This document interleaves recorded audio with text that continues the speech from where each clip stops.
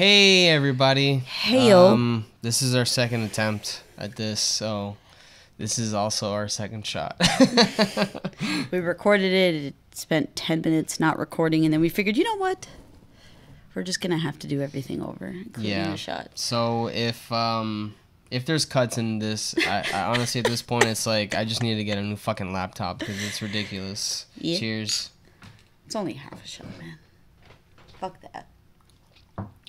But anyways, welcome to the fucking House of I / the Drum Challenge, or the Challenge rather, podcast. Oh my god. So in this one, we're doing a recap of our second leg of the tour, where we, for the first time, House of I performed in South Carolina, North Carolina, and Georgia. Atlanta, Georgia. I didn't say the cities of South Carolina. So we did Charleston, South Carolina, and Charlotte, North Carolina. But yeah, it was the first time that we performed out of state as House of I, and it was pretty fucking sweet, man. I'll be honest, if I'm thinking about it, did it feel that much different from performing in Florida? No. But the scenery is what really was different, obviously. Once you start hitting, I guess, like mid South Carolina, you start hitting mountains and shit, right? Yeah.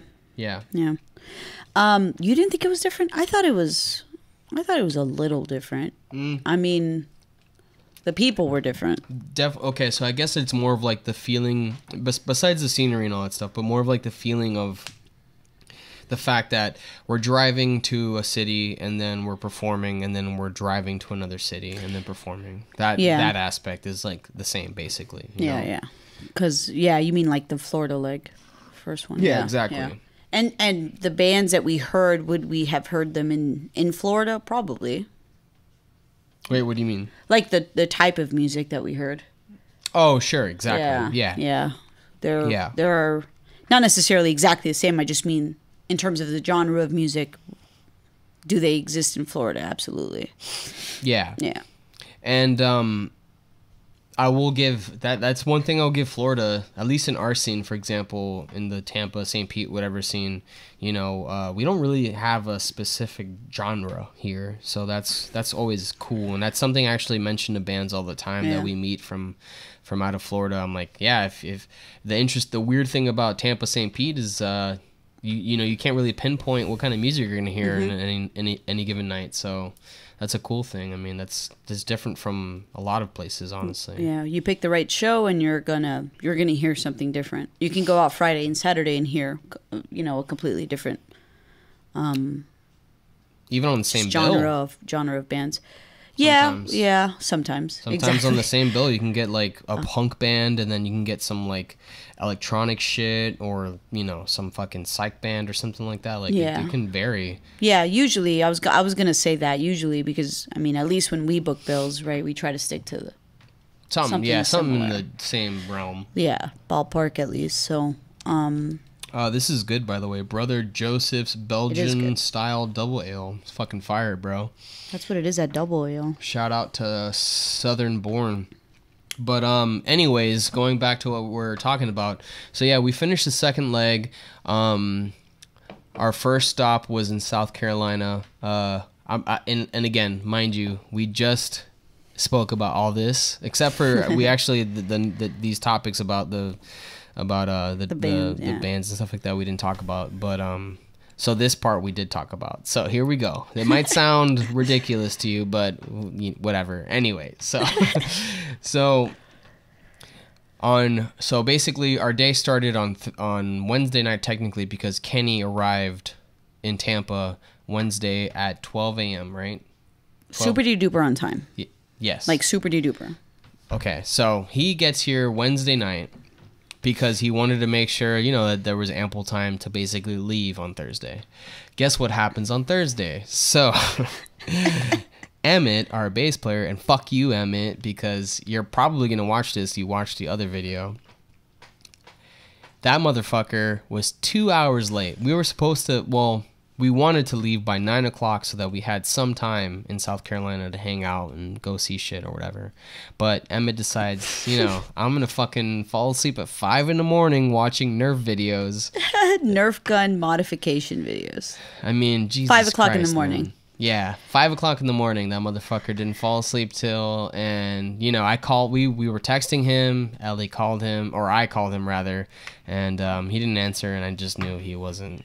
He was asleep. And then we call him, and he finally answers. Right? He goes, yo, trying to act like he was up for at least an hour. Yo, what the fuck? Yeah, like we obviously knew that motherfucker was asleep.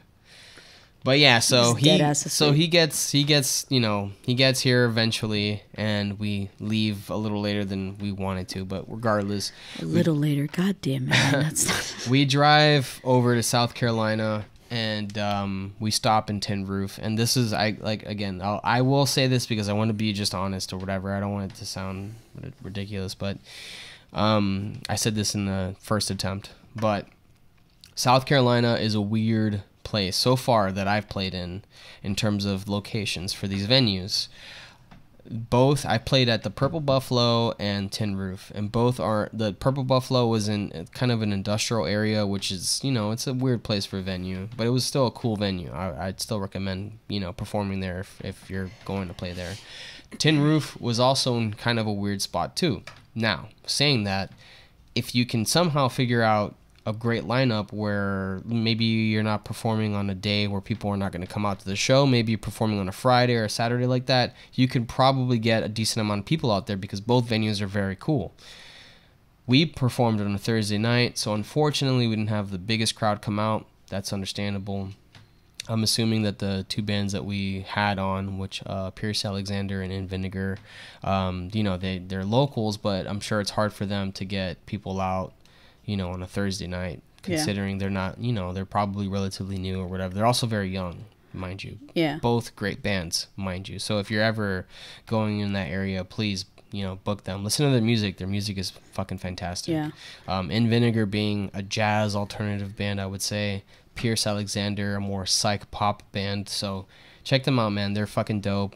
They sounded great. And link in the description. And the other thing too is I'm also saying this without really knowing what kind of following they have, to be honest. So for all I know, they could have that could have just been a weird night, but again, I would imagine that for most bands in general, a Thursday night is relatively hard to bring people out to, so it's understandable. But anyways, so what I'm trying to explain is Tin Roof, that's where we played. In South Carolina, what's the city? Charleston, South Carolina. And it's a great venue, so if you're looking to play there, book that place. But anyway, so we arrived there, and we play the show. Great fucking show.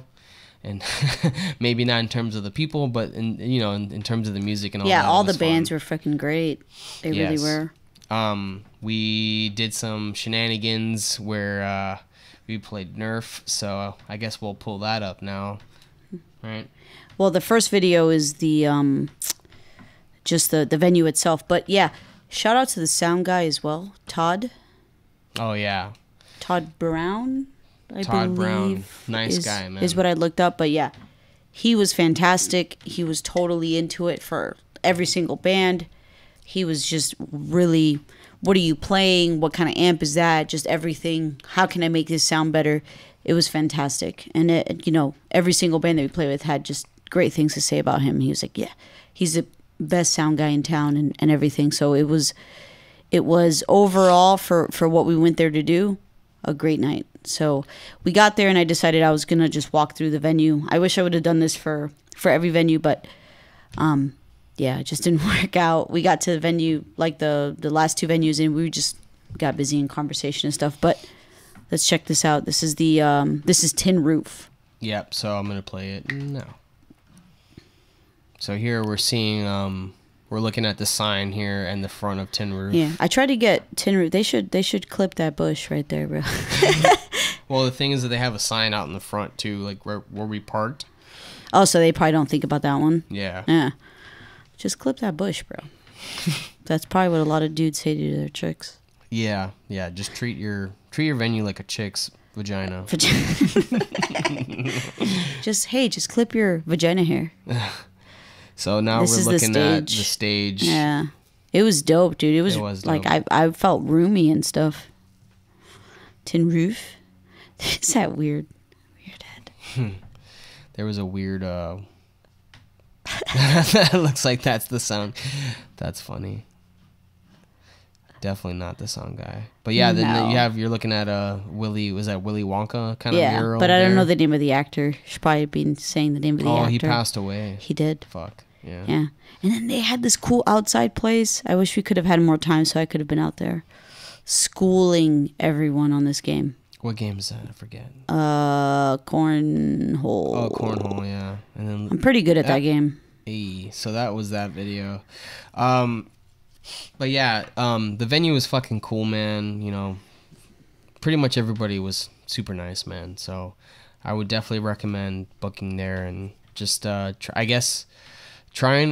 mean, honestly, I don't know. That's the thing too. It's like, I honestly, I'm just being honest, guys. I'm just fucking being honest here. I'm not trying to shit on anybody or anything like that. I'm just being honest. There wasn't that many people at the show. So if I were to recommend anything to you about booking in South Carolina, maybe try booking in a more populated area, or if you're going to book there at Tin Roof, which again, it was a very cool venue. I guess do it on a weekday. Do it on a Friday or on a weekend. Maybe you can get more people out there than we did. I think Friday is part of the weekend. It's technically part of the weekday though. You work on a Friday. Yeah. Yeah, I guess that's true. But just smacked your mic with that. I did smack my mic. But yeah, so I guess I wouldn't if I were a viewer of something like this, I wouldn't want the band to be lying to me the whole time, making it seem every like venue you went to was like the shit. No, not the venue, but the night itself, like the turnout. True. That's what I meant. Yeah. Because the venue was great, but it's just like the turnout wasn't that great. And I'm not trying to shit on the bands or anything like that. I'm just saying like a Thursday night there is possibly just harder for people to go to, right? So that's all I'm saying. Yeah. So, but again, shouts out to Pierce Alexander and to In Vinegar for performing. I appreciate you guys performing. Your music is fantastic. Mm-hmm. That's all I have to say. Yeah, it was a good night, man. Everyone was super nice. It was nice to be in that kind of environment where everyone is generally just nice. Yeah. They're just there to do exactly what they're supposed to do. We're here to just play music. And he does the bands. I kind of deal with the venues a little bit more. So I sometimes I hear them, sometimes I don't. So in this case, for this specific leg of the tour, I didn't. So it was just nice to end up at Tin Roof and then hearing some pretty dope bands. Yeah. There's this one song from freaking In Vinegar, man. I want to hear again, but I don't know what it is. I don't even think they have music recorded, to be honest. Damn it. Yeah. It was a really southern sounding one too. Where it was just like him twangy on the guitar. So he was playing banjo? No. Yeah, maybe. I think it was like the second to last song or something like that. It just sounded very, very southern, but it sounded very good. But yeah, so that was our first night, and then I didn't mention this now because I mentioned it on the first attempt that we did this, but we stayed at a Motel 6, and the Motel 6 wasn't that bad. What I was trying to explain in the first video was that if you're going to, if you can, try and compare the prices of a motel, of a hotel motel to an Airbnb, for example. The Airbnb that we looked at for South Carolina was a little bit more. It was you said it was $40 more expensive. 40 to 50, something like that. Yeah. So the Motel 6 ended up being a lot cheaper. And to be honest, it was like, what, 7 minutes away from the venue? Not even, right? Yeah, something like that. It was like really close. Without traffic, it was like freaking like 4 minutes. Yeah, it was like right there. I mean, you can technically walk probably, right? Yeah. So we ended up booking a Motel 6. And the only thing I will say towards the Motel 6 is that The beds weren't very comfortable, but in general, like if you need a place to stay and you're playing, you're performing somewhere and you can't find an Airbnb, Motel 6, honestly, it wasn't that bad at all. No, really. especially for one night, dude. Yeah. Like, it's just like, that's nothing. Really just, not bad, yeah. honestly. There's a TV in there, air conditioning, a shower, a bathroom, obviously, and 2 beds. We got 2 beds, and, so funny thing happened. Emmett, I love you, bro, but I'm gonna have to say this, and hopefully you stop watching right now, but Emmett had a little bit too much to drink, and as Tin Roof got to him, man. Tin Roof definitely got to him, and as we're fucking going to bed, all I hear is someone get up abruptly during the middle of the night, and it was Emmett. It was just splash. Yeah, he just splattered all over the place, so... He describes it as a murder scene where he was trying to get to the... And he was just like, split. He was trying to get to the toilet, and unfortunately, he made a myth. He ended up painting the doorway. Yeah. And you know what's funny too is that no one noticed. Oh, actually, I was the first person to notice the next morning when I was brushing my teeth, and I look to my left and I just see a little line of vomit on the fucking door, bro. He did pretty fucking good cleaning that shit up, though, I must say. Yeah. That was literally the only thing that we really noticed was just the little border of the door. Streak of the door. But he says basically the way that he points it out is that he made a mess. God. Is that he made a mess. Because you don't want to go for the sink. You never want to go for the sink. Doesn't work that way. When it's hard. It's hard to. I mean, I haven't. And we just ate. We had just eaten. Is what I meant to say. I haven't thrown up like. Okay, so the last time I threw up was a long time ago. Well, no, it's not true actually. I threw up with Kyle. Yeah, but that's still a lot. That was still a while ago. Was it a while ago? I guess it was a couple years ago. I guess Emmett could argue with you that his last time was maybe a long time ago as well. He's pretty good with that. Probably not, but but my last time was with a friend of mine, Kyle, and this is the funny thing is like I was just sitting there with him and we were talking and I was drinking scotch. I was drinking what the fuck is that right scotch? Out of the bottle, man. No, not right out of the bottle. I wasn't there, so I don't know. No, she wasn't there. I went over to his place and I was having scotch.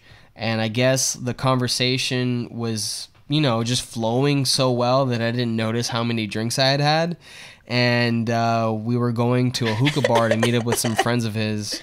So I get up and I'm walking towards his car. We're getting out of the apartment. I'm like, oh, shit, I'm fucked up. And I thought I was okay. I get into the car, and that's when I realized this is not okay because I don't know if you've ever experienced this, but when you get past a point, things like literally visually things look weird when you get past a point. I'm not talking about like the spins or anything like that. I didn't have the spins, surprisingly enough. I think it happens when you get too drunk and maybe you get like a little numb or something like that, and it kind of fucks with your visuals. But if you've done any other drugs, maybe you know what the fuck I'm talking about. But anyway, so that started happening, and that's when I knew, okay, I'm pretty fucked up. I don't think we drove more than 3 or 4 minutes, and I realized that I was about to throw up. So I told Kyle, I go, hey man, yeah, I'm about to throw up, bro. Stop. He fucking pulls over, and unfortunately, I fucking throw up, like, on the side of his car. Because not inside of his car, though. Well, I think I got a little bit inside of his car. No. But the majority of it fell outside of his car. And we drove back to his house. And, I fell asleep. He's probably like, this is the wackest. After a couple hours, though, mind you, of me holding on to the sink, was I dry heaving? I think I was dry heaving or just like kind of like burping or something like that. Gross. Yeah, it was pretty gross. But I after we got back, I controlled myself. I didn't bother him. He was like playing video games or something. He set up the fucking bed for me, and then after I was done throwing up and I felt decent enough where the spins had at that point gone away, I went to bed. And that was our night. Sorry, Kyle. Fuck, that was a terrible night for you, man. He didn't even get to go see his friends. He's like, fuck, man. I think we literally hung out for like 4 hours, and in those 4 hours, I got too drunk. But that was the last time that happened, and that was like 4 years ago or something like that. Was it? That sounds way too. No, that's not true. It was 3 years ago, probably. No. Yeah, no. No, it was like 2 years ago. Two and a half. It was like two. Two and a half. Yeah, because I've only been working at this company for like 2 years. Yeah, but 2.5. anyways, so that was the last time that happened to me, and that doesn't happen often. Obviously, like honestly, like I think the last time before that was like a really long time. That happens to me a lot. I'm not gonna lie. Yeah, so I don't like getting that drunk. But anyways, I digress. Emmett got that drunk. It is nice to share a story like that and then be like, yeah, my bass player got that fucked up. Yeah, exactly. But I will give Emmett this. He is excellent at controlling himself and being able to take care of himself. No one has to worry about him. Yo, I did not know he was that drunk. So when he got up, because honestly, I was the last one to fall asleep. I think, yeah, you fell asleep. Emmett was already asleep when we were watching that murder show. He fell asleep first, and then it was Daniel. I was showering. I came out, and then, I laid in the bed. I was on my phone. Kenny was on his laptop. Then he kind of fell asleep, and then I fell asleep. When he got up, I was just like, I knew it was him because of just the sound, and I was like, oh, Emmett's just going to the bathroom. Yeah. And then I heard just splat, splat, splat, and I was like, he is not going to the bathroom. Well, he attempted to go to the bathroom and then failed. How did he stay? Do you know if he stayed there long? He was up for a while. Was he really? Yeah. So I must have fallen asleep then and not cared. Yeah. I fell asleep too and didn't care. Shit! I didn't even know that. No, he stayed up for a while for sure. Fuck. Like the next day, he was saying he had to stay up for a minute to clean it all up. Oh, wow. Because he had made a mess. He did the fatal mistake. He didn't get up fast enough to get to the toilet, and he threw up in the sink. Yeah, that one I don't understand. I'll be honest. I've only done that once, like thrown up on the floor. No. If you're him though, you're just getting up and you're just like, let me get somewhere where it won't be the worst. So he got to the sink. Oh, I see. Okay. Yeah, Gotcha. yeah. Because remember, the sink was first and then the bathroom. Yeah. And he got to the sink in order not to throw up all over the room. But the reason that I heard him emptying out the sink into the toilet with a cup. Ooh. So that's why, because it wasn't draining. Fuck. Yeah. That's gross. Yeah, he had a rough night. Emmett, you're fucking gross, bro. He had a rough night, man. That was pretty gross. Yeah. But hey, if that's not band life, am I right? Well, actually, I was about to mention that too. I was like, relatively speaking, we're pretty fucking calm for a band. Yeah, it was only him. Everyone else fell. Well, we don't really fell asleep perfectly fine. like, Emmett, goddamn it. I guess if the opportunity presented itself for like a party or something like that, we'd probably party. But for the most part, we don't really do that on our own, to be honest. What's the point of that? I don't know. I mean, most bands are fucking crazy, and they. Are you saying that you think Aerosmith just got ripped, and they didn't go to parties? Maybe we're thinking about this in the wrong way. Maybe it's not the majority of bands that do this. Maybe it's actually the minority that happen to be more popular, but they're also probably invited to like crazy parties and shit. I think it's probably most of the bands have that one or two members that end up getting completely trashed. Yeah, we don't have that, and we probably wouldn't tolerate that either. No, consistently, no. No. Everyone gets a one-off. Yeah, Emmett. This was Emmett's one-off because he never does this, so it was fine. Yeah. And again, he cleaned up pretty fucking well, man. Yeah, I will say, even if he does get that fucked up, if he ends up cleaning up after himself, I don't give a fuck, dude. Do whatever the fuck you want. I don't care. If he had been here, he could have walked outside and thrown up on my lawn, and I would have been like, what are you gonna do? I just don't give a shit. As long fuck as you, it wasn't Emmett. On my cat. But yeah, so basically the Motel 6, sorry for the cleaning lady I had to pick up after him afterwards, but it wasn't that much. It wasn't Don't that complain. much. Don't complain. Don't complain, lady, or person, or man. Oh, wow, that was totally sexist. I'm so sorry. sorry. Totally sexist. I'm so sorry. Don't fucking rape me over fucking social media for that. Even though our 73 subscribers never comment. Or on they're YouTube. probably all dudes. Are you all dudes? Probably. Please comment and let me know. We're all dudes. I I snorted. Oh, gross. So yeah, Motel 6 wasn't that bad, dude. That's It the really fucking wasn't. end of this rant. I mean, I will be honest that the bed was kind of uncomfortable. I remember waking up quite often, but you know, I was snoring pretty loud, huh? yeah. You know, it could have also been the fact that we usually sleep with the TV on, and there was no TV on that night, so maybe that kind of affected it somehow. But I felt like the bed was kind of stiff, in my opinion. Yeah. But regardless, though, like, to be honest, again, it really wasn't that bad. For for like $70 whatever, it wasn't bad at all for one night. But anyway, so we woke up the next morning. Emmett realized what he had done to the bathroom. Thanks. Excuse me. And then we continued our trek onto I see that there's a nice little fucking spike there. We continued our trek onto North Carolina. But is this the next video is actually still in 120? South Carolina? Yeah. You can. Yeah. Okay, so here so before we, so I know we just spoke about the fact that we stayed at a Motel 6 and all that stuff in the end of it, but before we left, Tin Roof, actually before the show even started, we had a little Nerf battle against Pierce Alexander and his boys, which we'll be pulling up now. So I'm gonna start the video. I'm out like instantly, which is really whack. I'm here. I'm the one taping Recording this. Yeah, so I'm gonna start the video now. They were cool dudes, man. Yeah, man. We handed them guns and they were so surprised. They're like, "Oh, no fucking they were like, way, what? dude." Yeah. And we handed them so many guns, they didn't know what to do with themselves. Because Emmett brought so many. Yeah, you got out already. Yep. I'm out. Yeah, right there. I'm out. Jesus. Yes. And then you yell very loudly. Ellie's out Yeah, already. thanks. Ellie's out already. Yeah. I'm walking around with my hands up already. He's gonna just yell it. You actually should probably not do that. Yeah. Well, kind of. Yeah, oh, no, did he get hit? No. You see Kenny in the back there? Oh, he did, yeah. He's so pissed. I'm out. Is what?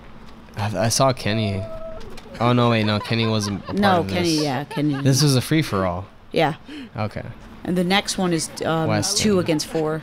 I love the movement. Dude, you're good at juking. Yeah, dude. Look at this. You can literally. Oh my god. You can literally see the balls fucking move. That's crazy. Wow. I don't think that counts, dude. Gun doesn't count. The gun does not count. Nope.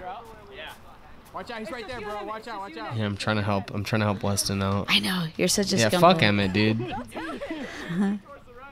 I'm still thinking my camp, bro. House of Ice to win. But yeah, that was fun. He is by the van. He's telling him. But then I tell him to watch. I'm like, he's hiding in the van. I'm just gonna be honest. Yeah, he was cheating though. He was hiding in the van, dude. Fuck oh him. yeah, that's right. That's right. He wasn't. No, he wasn't. He was reloading though. Yeah, okay, but that's still still. fuck. That's Yeah. fucking cheating, dude. Because because he was picking up shit off the ground and loading like that. Damn it, man! I turned the corner and you were there. Emmett's such a fucking idiot. Oh, he got him, dude. Yep, he got him. He won. Look he at this. beat Emmett. Look at this cordial, like, yeah. That was awesome. Yeah. And then he shoots me. Good stuff. Fucking man. asshole. So yeah, that Good was pretty stuff, fun, man. man. Those guys are awesome. I hope Yeah. they come down, dude. You know, I hope. This is weird, but the truth is, you know, we do have a house. We have a place to stay. And for any band that I have, you know, thought were pretty cool people, I've offered them, you know, a place to stay if they do come down. And I mean it. I do mean it. I'm sure you wouldn't care, right? No. So, yeah, man. You know, if you're a cool band and I like you guys as people, I'm gonna offer you my home. Otherwise, fuck you. Yeah, I keep hitting this fucking thing. But But yeah, and I mean that because honestly, like, I think that's a fucking cool thing, man. Like, to not have to worry about, you know, where you have to stay and pay extra money. Obviously, we wouldn't charge you for anything, obviously. But yeah, like that, you know, I want, when you meet cool people, you just want to fucking, you know, you want to, I don't know, you just want like, you would like for them to experience coming over here. I guess I like being a host or something. Maybe that's what it is. I like being a host. I don't know. But I do not. Offering my house for someone to pass out in does not feel like I'm being a host. I mean, my house will be clean. I guess that's yeah, but you're still. That's as far as I'll go as being a host. But I don't mind having people in my space, especially for, you know, all doing the same thing. I've had people offer me their space, and I'm obviously going to do the same. Yeah, I guess that's what it is. It's like I try to treat we try and treat people the way that we would appreciate being treated if we met some new people. Like, hey, you know, if you do need a place to stay, you can stay at my place. And you know, we're kind of lucky in the sense that we have a house. Yeah, most people wouldn't. Most people don't have that luxury. Most people have an apartment or something like that. And I've actually noticed that more recently. No, but it's still freaking great that you would offer that. You know what I mean? Like that's kind of the way that I would be too. Yeah. You know. No, we're lucky. I've realized that a lot of people are not in the same situation as us, where we have property. You know. Yeah, or you can do just pretty much whatever it is that you want to do. Yeah, which is pretty sweet. Yeah. But yeah. So, I mean that when I say that to people. This next video. This next video is this is the second nerf. Yeah, the second nerf fight where Emmett and I team up against 4 members of Pierce Alexander. 4 members. Whoa, my crazy pinky. Boop. I don't know. What do you think? What do you think is gonna happen? Do you think we're gonna lose? Do you think we're gonna win? Comment. You see my crazy pinky? Yeah. You can see it. Why don't you place a bet? Go to BetDSI for all your betting needs. You can They're go to new sponsor of the House of I podcast. This video is sponsored by Bet365. BetDSI or Bet365 or McDonald's or Burger King or Walmart. We're sponsored by everything. Yeah. Literally any corporation sponsors this podcast. That's how we afforded this house. We could probably get sued for this, so we are not sponsored by any of those things at all. Don't mind that. Just comment what you think is going to happen. It's Emmett and Daniel against... We could probably get sued. We could probably get sued for that, so let's not do that. Nobody listens to this except the CEO of Walmart. I don't want to get sued.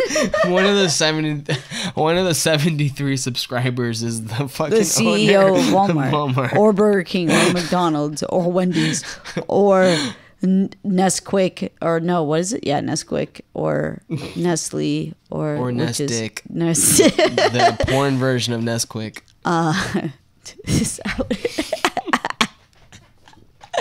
Okay. So this is the one where I'm recording this one, actually. Yeah, so here we go. Yep. Oh, fuck. We stayed in the same parking lot, which is cool. I gave them one simple rule: don't shoot to the street, and they kept to it, man. It was fun. He's out already. Yeah, he's out already. Yeah, Daniel got him. I didn't. Sorry, I didn't. Oh, look at this battle. Oh my god, this is the one with the crazy freaking ending. I think so. I probably hit him, that motherfucker. You're gonna hit him again, so it doesn't really matter. He's out. Oh, he's out. I did hit him. This is the shot right here. It looks like something out of a freaking... Oh, we just he got murked. Teamed his ass, dude. You guys murked him. That was pretty intense. What is... So I think Tropic, I'm pretty sure I got the drummer. Look. GG. It literally looks like a shot out of Tropic Thunder. The way you guys both came from. He was just like... I know this is going to be hard to edit in. But can I rewatch this, or is that going to be too No, difficult? no, I'm not going to show them that. It's going to be us. Okay, so let me rewatch This is me this. while I'm pretty you're sure rewatching this. I'm pretty sure I hit him, dude. Let's see. I don't know. So, hold on. Okay, so he's out. He's out. He was holding his shoulder like he got I'm pretty shot. sure I hit him here. Yeah, right there. I'm pretty sure I hit him right there. I think so. Yeah, He's- because then he's. Or did Emmett hit him there? Yeah, because he's out already. Yeah. But you heard him. He says, "I think so." I don't know what he's. Yeah, but maybe I hit him right afterwards then. I don't see you shoot him, but Well, 'cause- either which way he's out, so it Yeah. it doesn't really matter. Yeah, I guess it doesn't really matter. The point is we won and I look like I fucking sell coke. That was fun, man. Literally, we just I handed will them. I will give we Emmett just, that, you We know. just handed him guns, and they were like, "Okay." Yeah, they were like, "Yeah, We're let's in. do this." Yeah, they couldn't believe how many guns we were bringing out because, like, literally, their entire posse, everyone could have had a gun. I mean, they weren't great guns, but everyone could have had a gun, and we could have played Nerf. Yeah, So, I will give Emmett that. He definitely came up with a great idea of playing fucking Nerf, you know, on sure. tour because it makes things a lot more fun. I'll be honest. Even in the car, a 6-hour drive, we just start shooting each other randomly. in the car Yeah. while the person's the driver, driving dangerously. the driver does not get shot, but He does get shot. I was Everyone. shot multiple times. at a red light that doesn't count. So God, don't complain. I'm putting Emmett on fucking Jury on trial. duty. No, jury duty. No, on trial, Jerry duty. madam. Jerry duty. Jerry? Yeah. Oh, Jerry duty. From Parks. Okay, yeah. Oh, yeah. That's cool. Emmett has to scrub his back. All right, so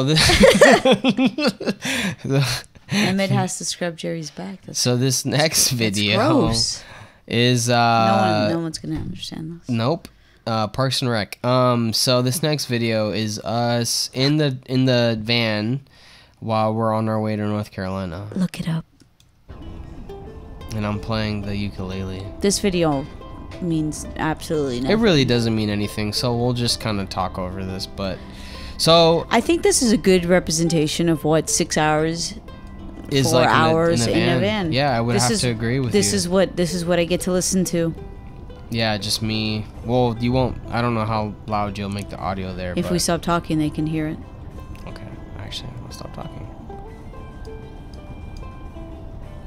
Yeah, so this is me.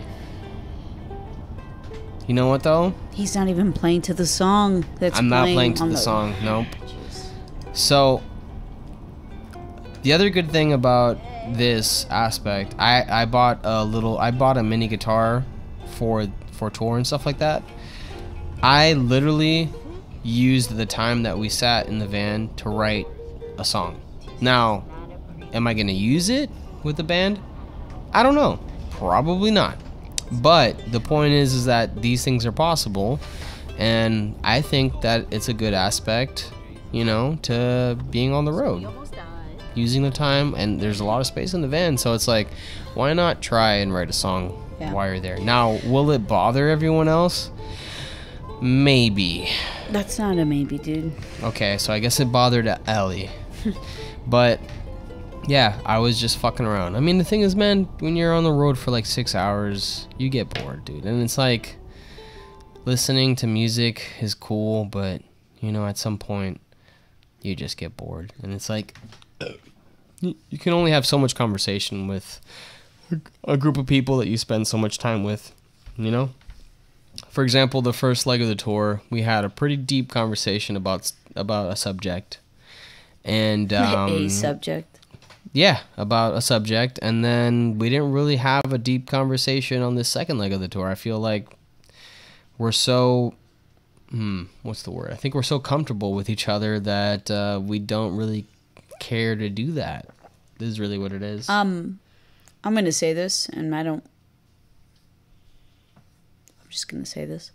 I feel like you, me, and Emmett are like that, where it's a lot not that it's easier, but we've happened to have those conversations a lot more than we have recently with Kenny, just because of the circumstances. You know, nothing more. Just he hasn't been here and things like that. So, I feel like it was a lot covered in the first leg, Mm-hmm. and then this one there is just little to be said, really. Yeah. You know? Yeah, we didn't really. Yeah, I guess I guess I was not. It wasn't weird though. That's the thing. Like, No. that's the thing. Like, I feel like. I don't know. It didn't feel. It's not like it didn't feel weird. It just felt normal. Like we were together and we were traveling. Silence never feels weird with you guys. Yeah, and that's the thing. Like, I enjoy that thoroughly. Yeah, me too. Because, to be honest, I would definitely get annoyed if someone in the band felt like they had to talk constantly. So I appreciate the fact that there's silence, because personally, and I know Kenny will agree with me on this, I don't know about you two, but I enjoy silence, and I just enjoy like having a moment to myself, which obviously if you're in a fucking van for multiple hours, that's gonna happen regardless. But yeah, that's what happened. But the thing is funny too is, like, on the way back from Atlanta, which we haven't even gotten there yet, but we will regardless. On the way back from Atlanta, Kenny and Emmett were talking the whole time, so I didn't, we probably missed a lot of the conversation that they were having. I was asleep. Yeah, so it's like you and I, for example, we're not going to be going through deep conversation on the bus. We're just not.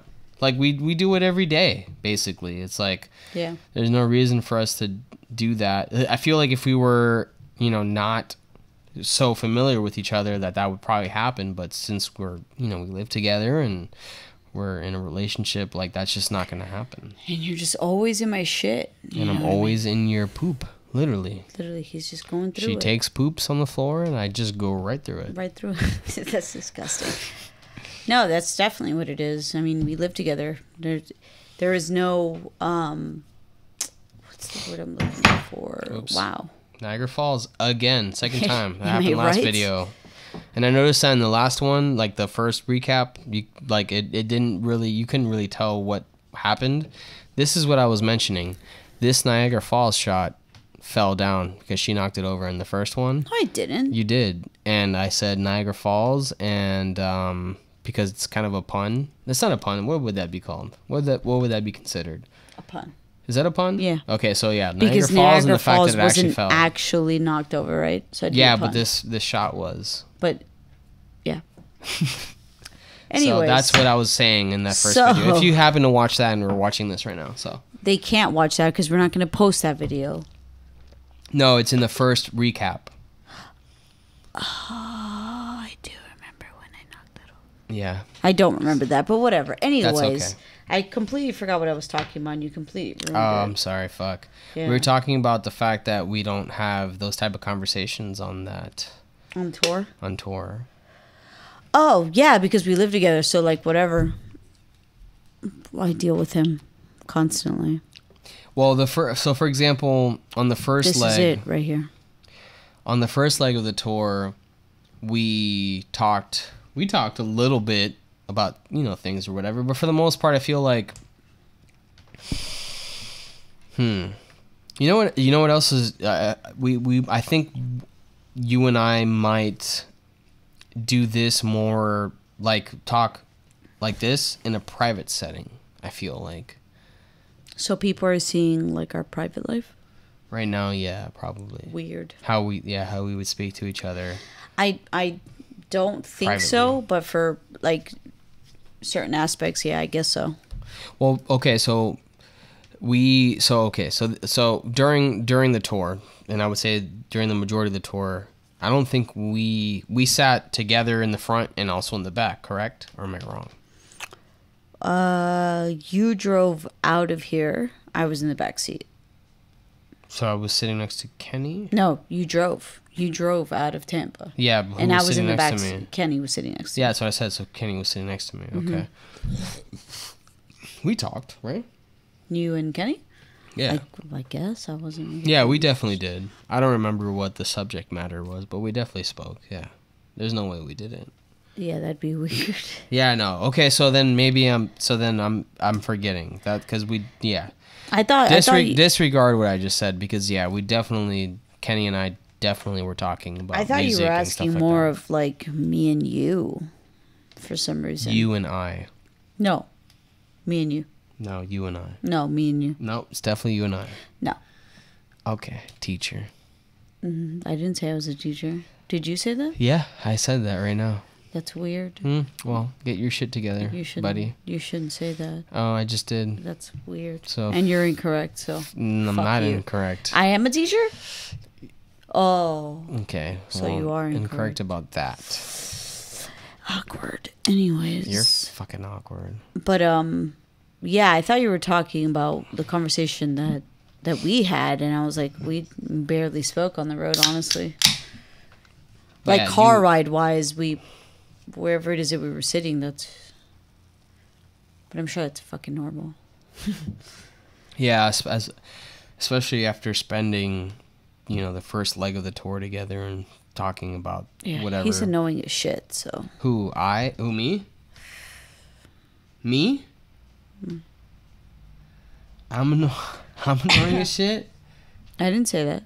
Who's annoying as shit? You. Oh.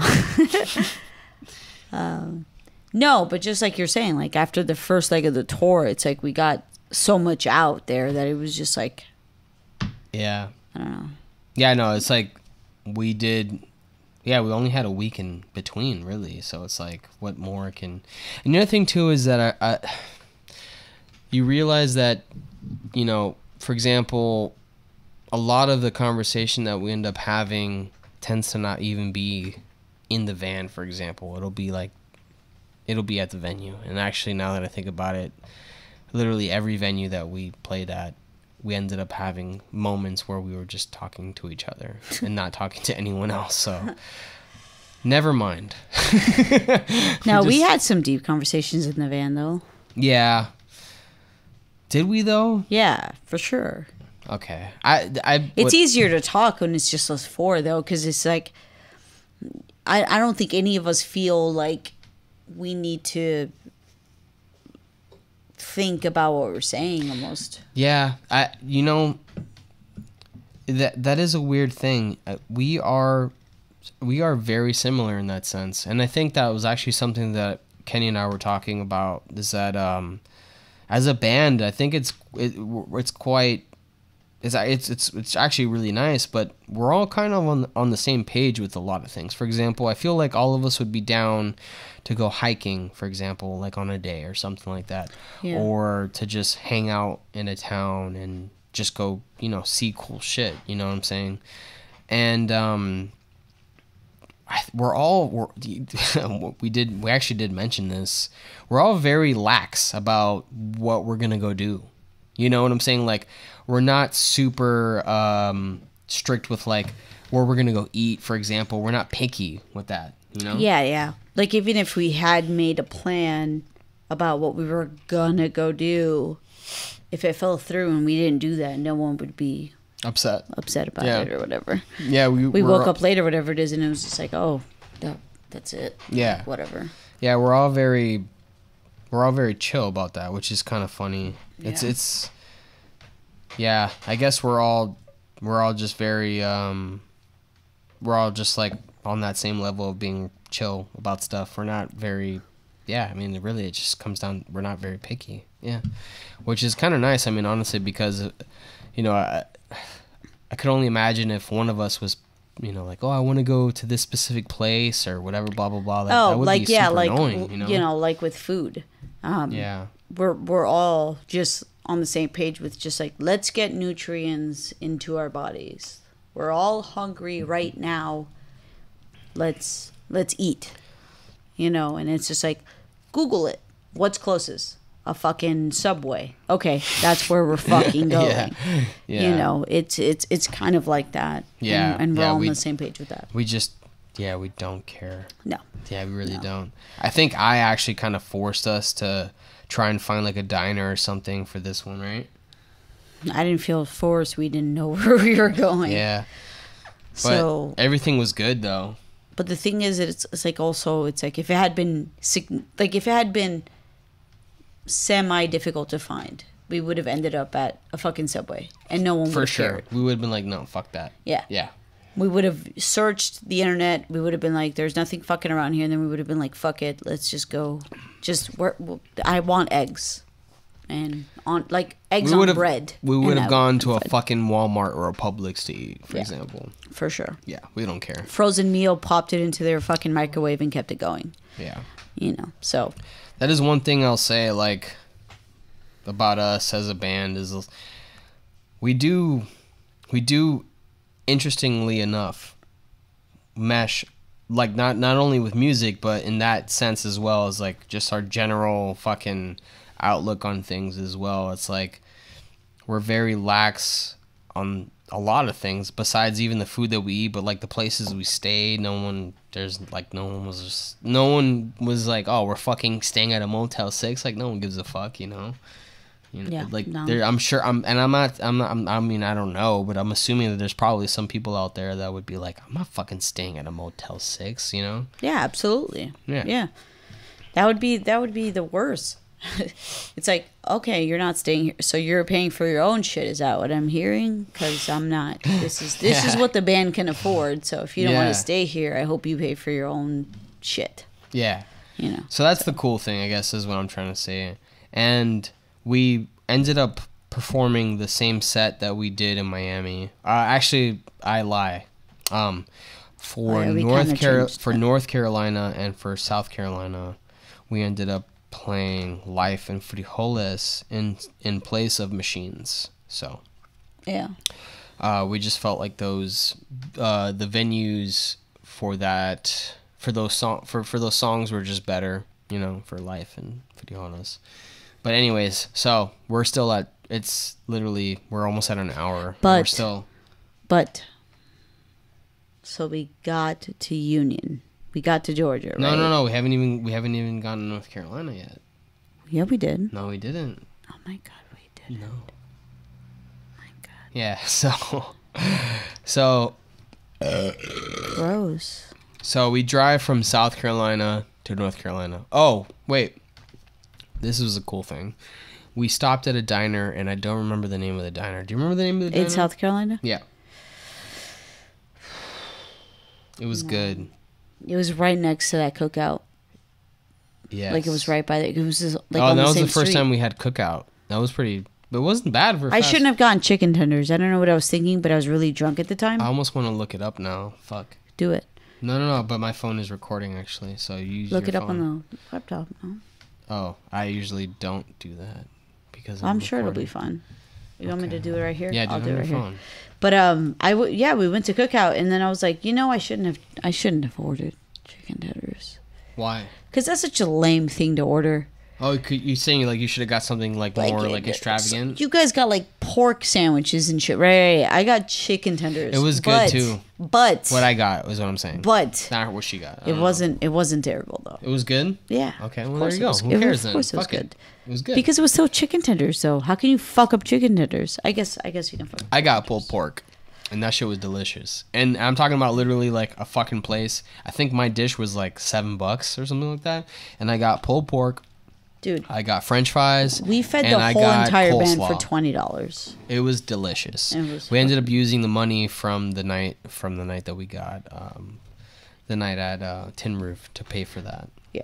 So $20 fed 4 people. yeah. I mean, Pollo Pretty Tropical doesn't fucking do that sweet. in fucking Florida. So that's still like $25, almost 30. So It was pretty fucking good. I'm not even gonna lie. yeah, it was good. But so we ended up going to a diner the next morning, and I forget what it was called. I need like a word though, because it wasn't box. Just look up a diner in that area. Early Bird. It was Early Bird. Early Bird. Ah, That's what Early it was. Bird Diner, Yep. dude. I was gonna say that, but I Fire. felt like that was Like wrong. Early Worm. No, like- I just felt like that was. But it should be the Early worm gets the worm. early bird.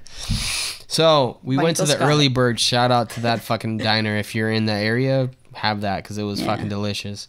That was good. So when I originally booked Tin Roof to play there, I sent over the flyers that I made for the night to them. I sent like 25 flyers or something. I asked the promoter or the booker of the venue to save 2 of them. I forgot to fucking grab them. We go to the early bird diner, and the first thing I see when we walk in is our flyer on their fucking window, man. And I was like, oh fuck yeah, they have it.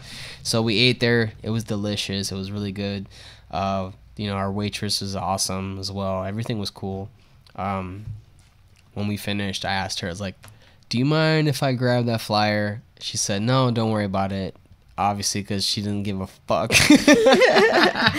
She's like, I don't even know who the fuck you are. I'm like, I don't care what flyer you grab. I was That's like, not my we problem. played on that bill. Can we grab the flyer? She's like, yeah, of course. So like, I don't give a fuck. You guys suck. So as we left, we grabbed the flyer. So now I have it. I'm gonna frame it in the house or whatever. We'll probably show a picture of that, right? We could do that. Yeah. And we're back. But yeah, it was cool that they had it there. It was just it was great to see that they hustled and got everything out there. Yeah, they did. They were the only venue that had me fucking contact like a bunch of press places, like magazines and and I guess newspapers and stuff like that. Yeah, so that was pretty cool. I'm not gonna lie. Actually, at first I was kind of annoyed, but then I was like, no, but this is good though, because this is gonna help promote the show, even though no one came out. But regardless, it's still a good idea. We're in the histories of the papers of South Carolina. Yeah. We actually we didn't even mention this. We got a fucking really nice review write up. And I actually I don't remember. Fuck, I don't remember the person's name right now. But the person's name, no, but city. But it was No, I'm saying for the South Carolina show, was it really fucking? No, but I was trying to think of the name of the website. City Paper. Oh yeah, Charleston City Paper. Here, Charleston City Paper. I've got it here. That was dope, man. It was really nice. Yeah, it was a very cool. I woke up. Yeah, so I woke up the day before the show or the day of the show, and then woke up to a text message with a link. Hey, you guys you guys got written up for the show, and I was just like such a good send off. Yeah, so for the tour. Shout out to Charleston City Paper. The person who ended up writing about us was Vincent Harris. So I'll read you a little bit of it for those of you that may have not seen it on Facebook. But they go, the best music, whether on a concert stage on an album, creates its own unique world for the listener to dive into. Think about albums like Pink Floyd's The Dark Side of the Moon or Radiohead's OK Computer. Now, this is where I stop. So, the fact that you would even... Now, this is... I'm a little skeptical because I would think that the person probably looked at our influences and saw that we were into Pink Floyd and Radiohead, but that's me being a skeptic. For all I know, this person actually thought this of our album, which if that's the case, I am like, there's no other words to express how I feel about that, because that's pretty fucking awesome. Because those are my probably in my top. Well, Radiohead's one of my favorite bands, but Pink Floyd is a huge influence on my music as well. So The Dark Side of the Moon is one of the best albums ever. So it's like, to even be compared to that is ridiculous. But anyways, so I digress. Here we go. I continue. So think about albums like Pink Floyd's The Dark Side of the Moon or Radiohead's OK Computer, or about how the Flaming Lips turn concerts into otherworldly communal events. That seems to be what Tampa's House of I are aiming for. Blending nakedly emotional vocalizing a la Jeff Buckley with drift. Okay, so they're referencing Jeff Buckley, the singer, in terms of vocals. So, blending nakedly emotional vocalizing a la Jeff Buckley with drifting atmospheric rock. The band's 2018 album Alienation is essentially an immersive experience. The production is horizon-sized, and the instrumentation is both intricate and blurred, lending a sort of dreamlike feel to the proceedings. And there are some unexpected touchstones, musically speaking. The spare, bone-dry guitar on the opening track, Machines, brings to mind the late-period work of the Red Hot Chili Peppers. But then on the next track, Laughing Matter, the band launches into massive-sounding space rock, and the style continues to fluctuate seemingly song by song. Widescreen Muse-style balladry, prog rock time changes, and catchy pop choruses are all woven into a musical cloth that's something more than the sum of its parts. Vincent Harris. Thank you, bro. All I can say to that is, I mean, I can't disagree. I mean, literally the only band that I would say, or the only two things that I would say I don't really like, I've never listened to, would be Jeff Buckley and Muse. We don't really listen to Muse much, but we've been compared to them often, which, whatever. I'm not mad about that. I guess I can't say that besides those two either, I listened to all of those bands, but I don't think about it that way. That's all I can say. Yeah. But I'm not a songwriter. Yeah. So literally the parts that I play on these songs are because Daniel and Kenny show me something and then we play. So it's still nice though. Yeah,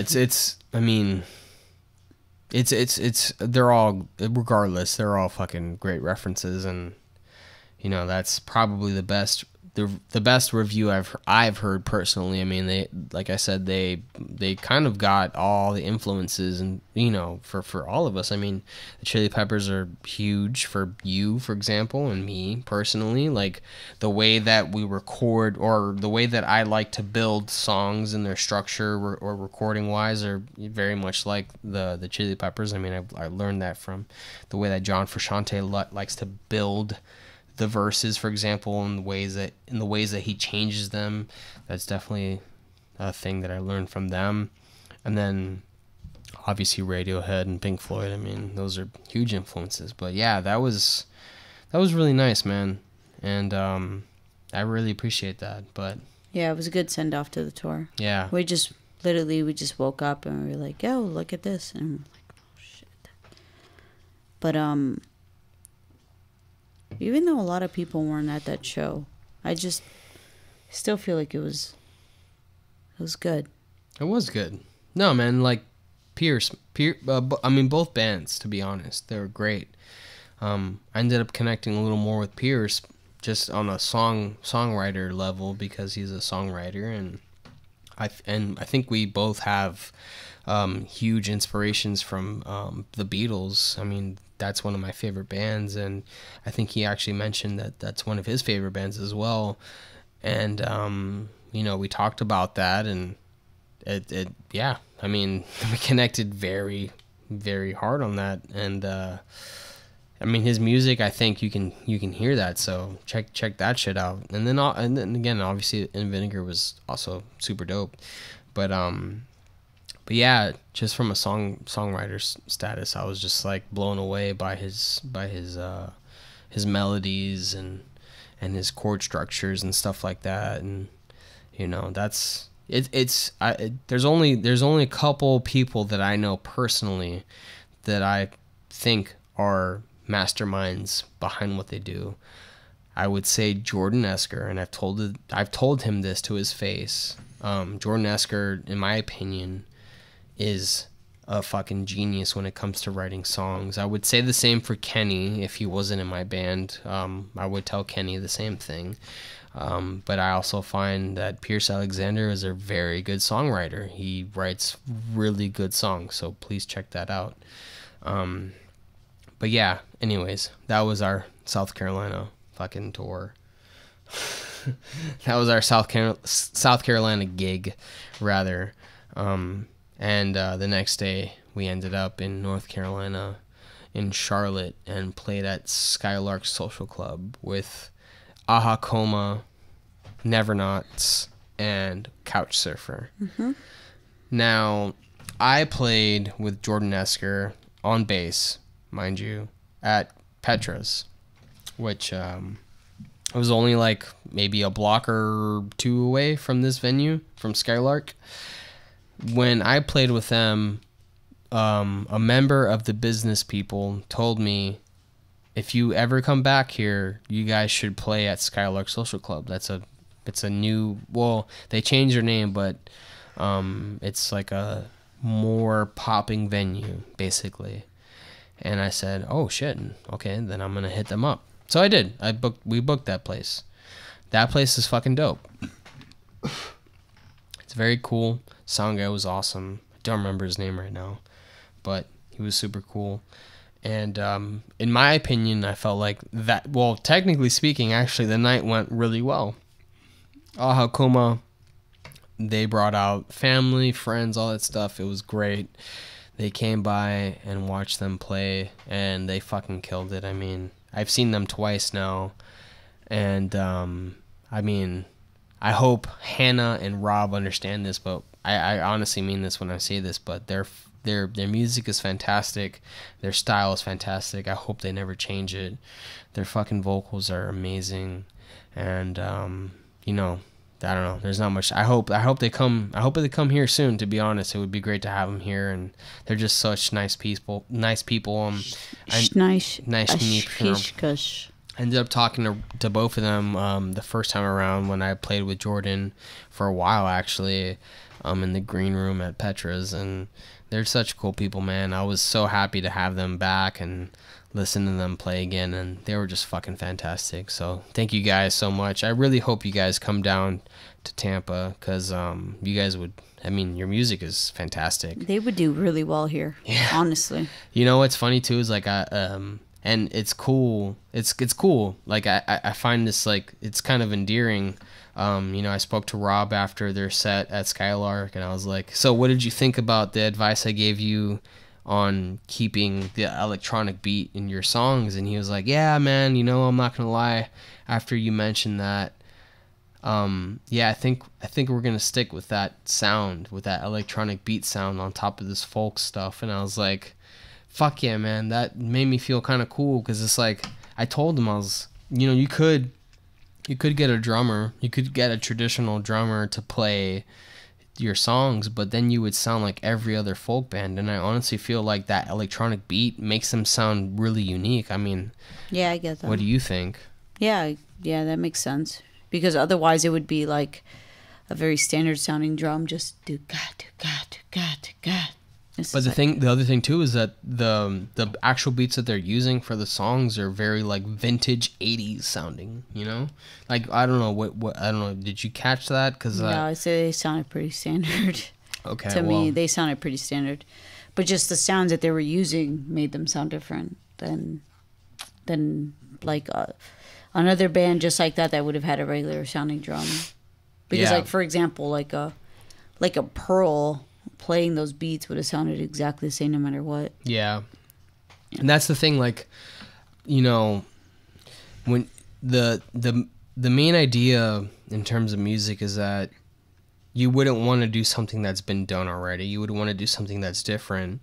And for them, I feel like the way that they're approaching music, I feel like they have a really awesome opportunity to sound completely unique by using that type of setup with an electronic drum set, whether it be a sequencer or actually someone playing an, you know, electronic drum set or whatever. Yeah, I guess I'm like an advocate for the drummer.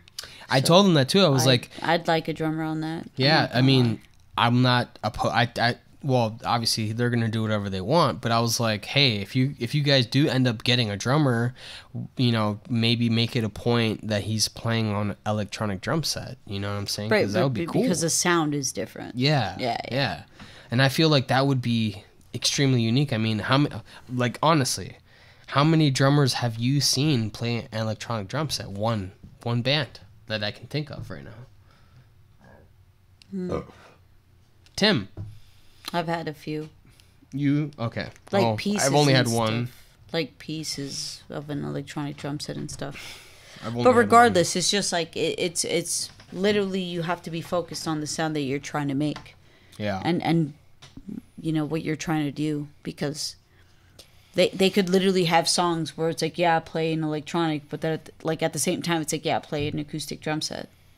So you don't ever want to box yourself into any of those things. Yes. And that's another thing I did mention to him. I was like, I'm sure there's songs that will probably sound better on an acoustic drum set that you'll want to do, and there's nothing wrong with that. But I do feel like the majority of your shit sounds fucking great on like some sort of electronic beat. You know what I'm saying? So try, like, from just my perspective as a musician, like, try and keep that. But obviously they're gonna do whatever they want, but they've kept it, and he said that he agreed. So I felt like that was pretty cool, man, honestly. Yeah.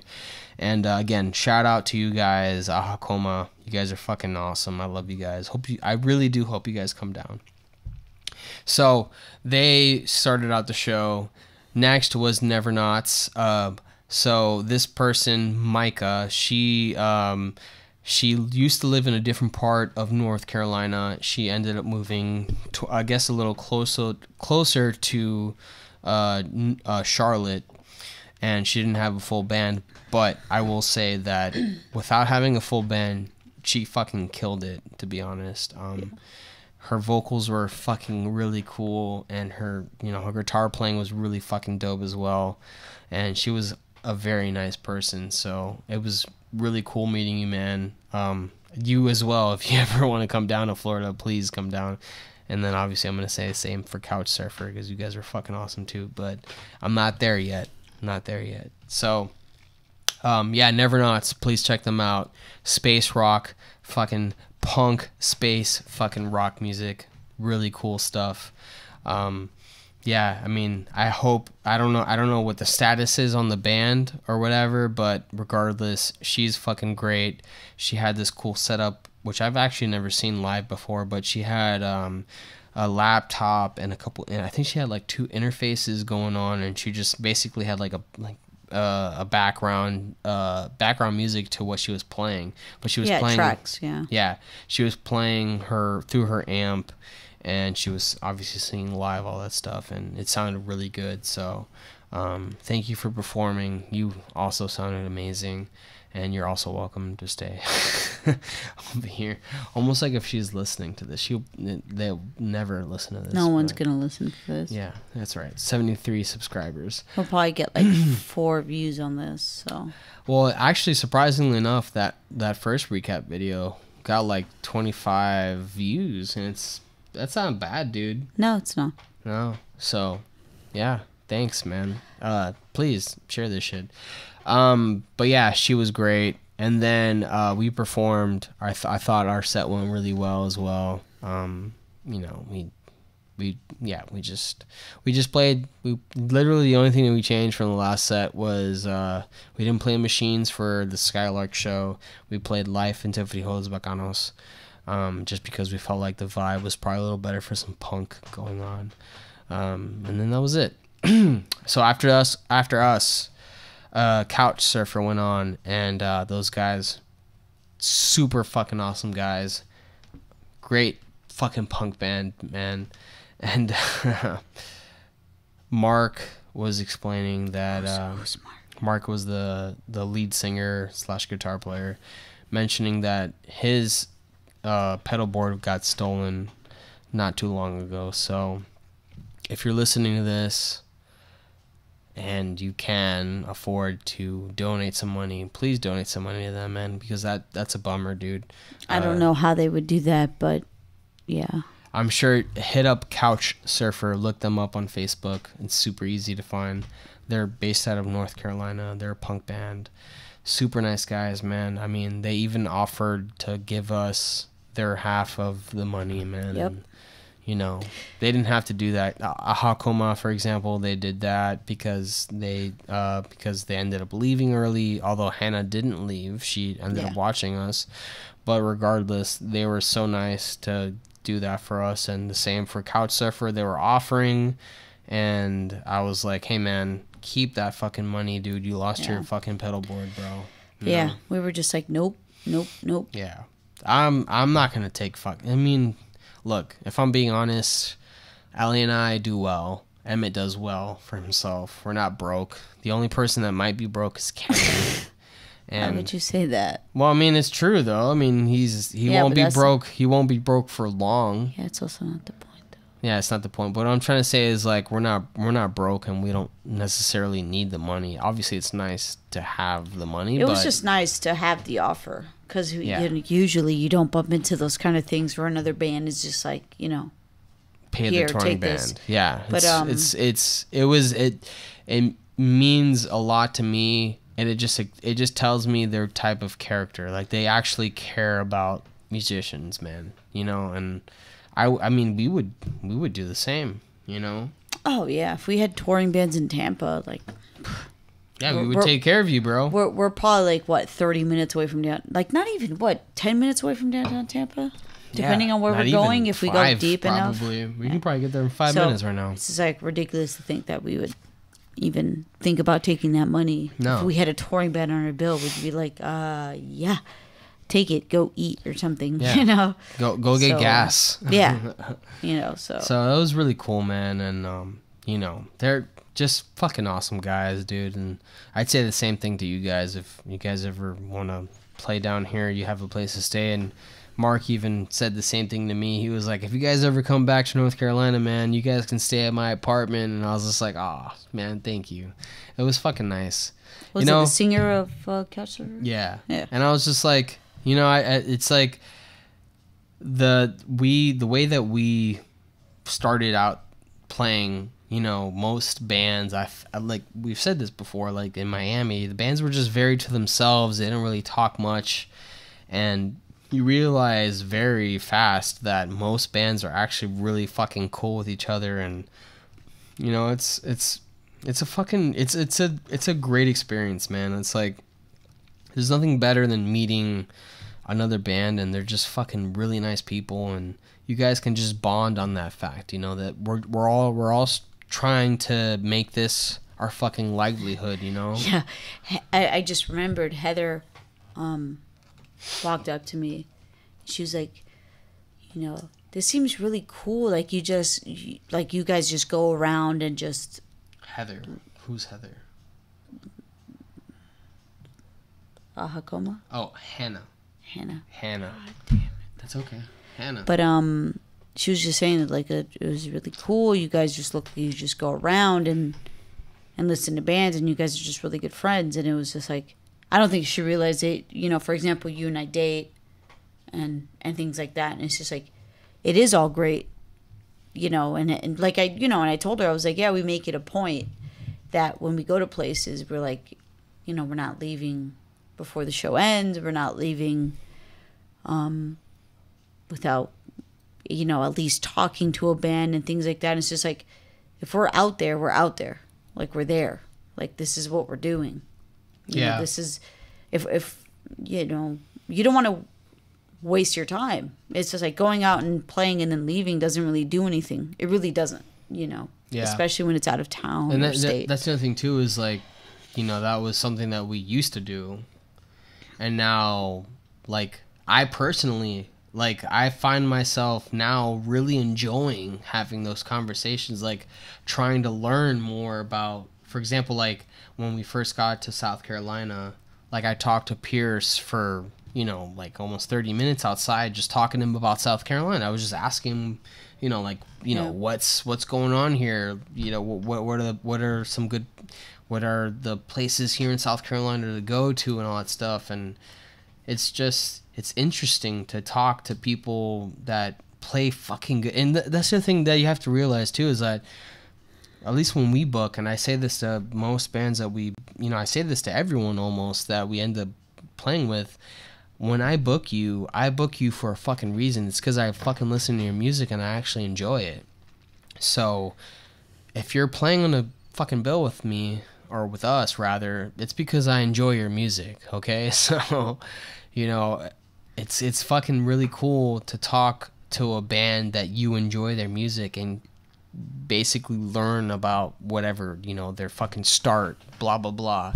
And I mean, obviously the podcast lends to, you know, doing that further, which is a little difficult for, you know, on tour or whatever, but yeah, it's like that. I love that. I love the camaraderie of speaking to other bands and, you know, just learning about their experiences and all that stuff. It's fucking interesting. Like for In Vinegar and I'm sorry to keep going back, but they were like super young, man. They were like in their early 20s, and I didn't even know that.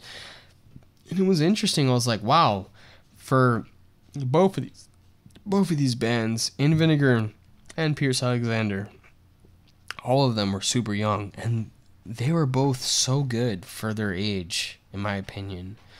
You know, it blew me away, to be honest. It's like, it was impressive. It was honestly super impressive. So that's fucking cool, man. It's really cool to see that type of shit. And it's like, there's no ceiling for any of these bands, to be honest. I mean, I guess that's kind of the point, and regardless, but yeah, I don't know, man. I've noticed that personally. I fucking enjoy talking to bands and getting to know them and just hearing their story. And, you know, and the other thing too is that you might learn some tricks. You never know. You might learn some cool shit that you never thought of fucking, you know, of doing or whatever. And then you introduce that into your own band, you know. Like Pierce was telling me about a couple cities like in South Carolina to look into, you know, for the next time we come up and play. And it's like, thank you, man. Yeah, I appreciate it. Same thing with fucking Mark, dude. Mark from Couchsurfer was fucking giving me great information. Micah from Nevernauts is giving me great information for the next couple things that we could do. So it's like, you know, it's just, this is what this is. It's a fucking community of musicians, and we're all fucking communicating with each other and giving, you know, good advice on things. And that's what I want this to be. For example, I want people to hear this and hopefully learn something from this. So whatever. Yeah, I definitely spoke to the least amount of people as possible, so I don't. Yeah, I'm really bad with that. That's me. That's Daniel, definitely more me. But Daniel speaks to everyone. You know, then I go sleep in the van. The funny thing too is like, I'm pretty antisocial in general, but I've noticed that I really do enjoy speaking to people that do the same thing as me. Like, I don't find myself enjoying speaking to people that do other things, but someone that's doing music, someone that's trying to do, you know, trying to make a living off of music like we are, I end up finding that I have a lot in common with them in terms of... Yeah, someone could be doing exactly what we're trying to do and be making completely shit music, and I wouldn't want to talk to them. Okay. Yeah. Obviously not saying that happened. I'm just saying in general. No, I get what I you're probably saying. wouldn't want to speak to that person. Well, yeah. They could have the same exact drive, but they're making shit music, and I probably wouldn't want to talk to them.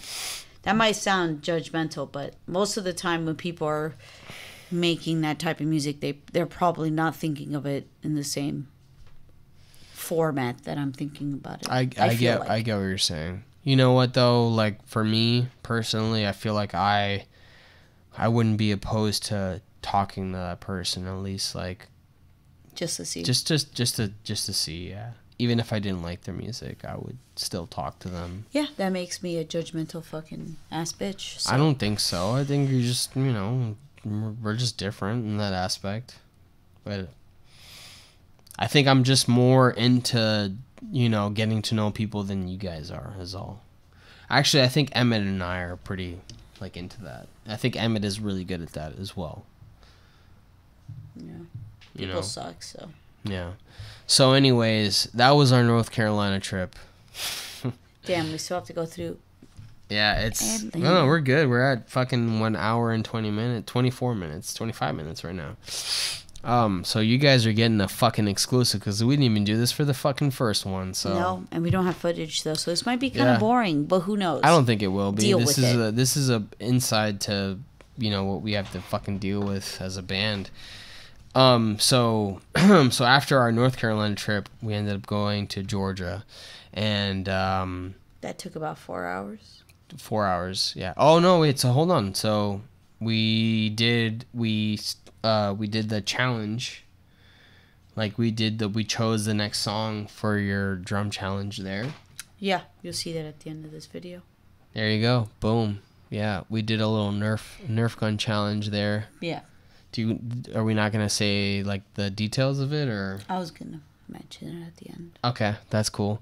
So we stayed at an Airbnb that night in North Carolina, and it was a 2-story townhouse basically, which Comfy. was very comfy. It was 2 bedrooms. Yeah, 2 bedrooms. Yeah, that's it. 2 bedrooms, 2 bathrooms, and it was fucking really comfy. 2 bedrooms, 1.5. Half bath, yeah, 1.5. Yeah, you're right, 1.5 bathrooms. But very comfy, so that was cool, and it wasn't that expensive either. Another thing that has happened quite often is that the van, when we're driving and we end up hitting like a slope on like a street, the hitch on the back of the van has been scratching profusely when we do that, And now because of the weight that yeah. ends up being in the back of the van. And It's now pretty we're- funny, but And now we're afraid to take the hitch off because now it might just hit the bumper. it might just fuck the bumper up. So we're gonna leave the hitch on. And actually, Just if you look scratch at the it, hitch. if you look at the hitch is fine. It's actually fine. It's a little scratch, but it's not like bent or anything. I can't confirm that. Okay, well, it's not that bad. So he's looked at it. I have not, so I can't say anything Yeah, about this. it's not that bad. It So- honestly, I feel like it's protecting the fucking bumper. But So yeah, that that's is why happening. we're not taking it off. So we'll be driving and you just hear, but like loud, obviously, because it's like fucking metal scratching on Just concrete. make the exact sound at that. No, I can't don't do it. Obviously, I can't do that. But so yeah, we stayed in this nice fucking townhouse in North Carolina, and that was actually quite comfortable. So that was pretty cool. And that's where we ended up doing the video for the next song that Ellie has ended up having to do the challenge for. So you'll be seeing that at the end of this.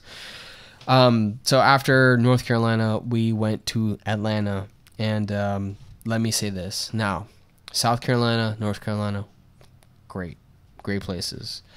Atlanta, by far, was my favorite, and I'll tell you why.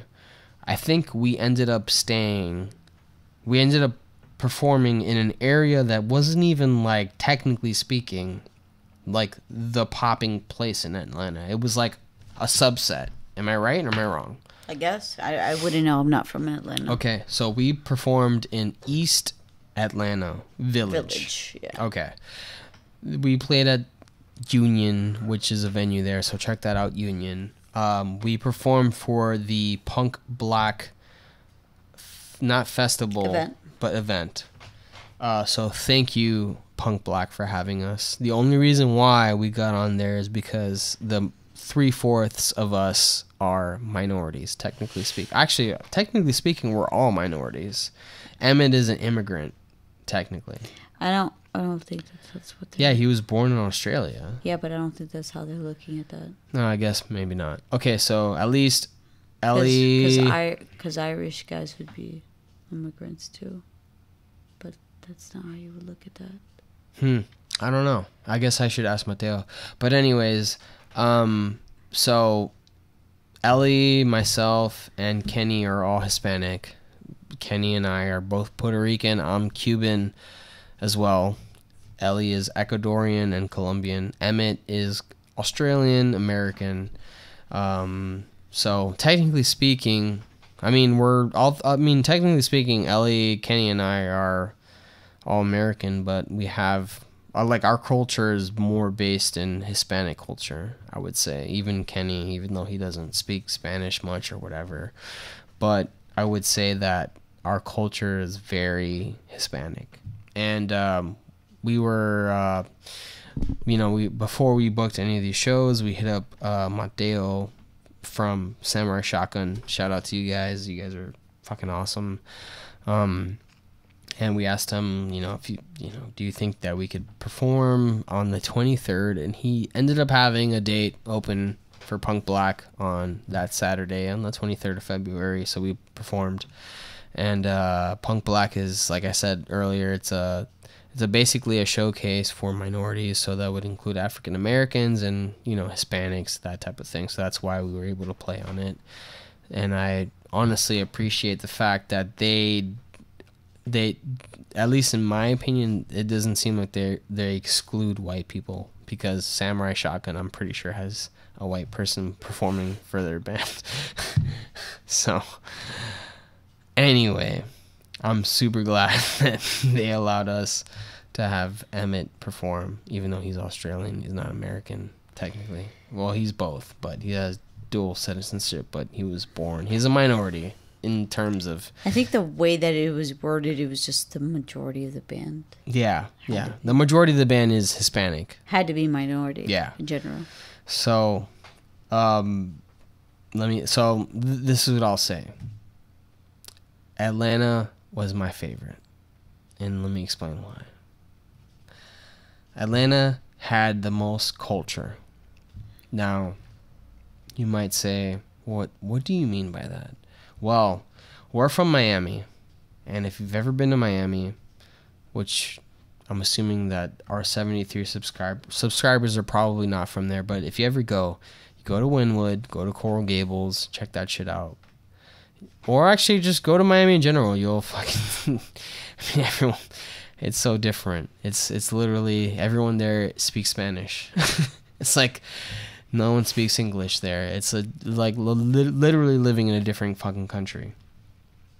But Atlanta was very much like that as well, where not necessarily that people were speaking different languages, but you could tell that the art there was a big driver in the city, and I appreciated that very much, because Miami's like that as well. And although I fucking hate Miami as a city, I will say that art there is appreciated in terms of, at least visually, maybe not musically, but visually it's very appreciated, and I do like that. And Atlanta has both the music and the visual aspect to it. So we were in East Atlanta, our East Atlanta village, and it was a strip comparable to, I guess, Central, you would say, in St. Pete, or maybe even 7th and Ybor, although it was a little bigger than that. And then, they had like shops, and I think that probably had a couple of venues and stuff like that. We ate at the Earl, which is also a venue, by the way. Hopefully we can play there soon. That's right. That was a venue, and we had food there and alcohol. It was so fucking good, guys. Okay, I had a burger. I had a catfish poi boy. It was so fucking good. Yeah, he's sighing in your. It was fucking delicious. I don't know. What did you have, Ellie? Go ahead. Let me hear that. I already said what was I had. it? I just had a burger. Was it good? Yeah. Wow, can you fucking, have some enthusiasm for your fucking delicious burger? It was good. It was pretty fucking good. I bit it, right? I bit it this one. I bit it this one time, and then onion fell out of my mouth, right? And I was like, fuck yeah.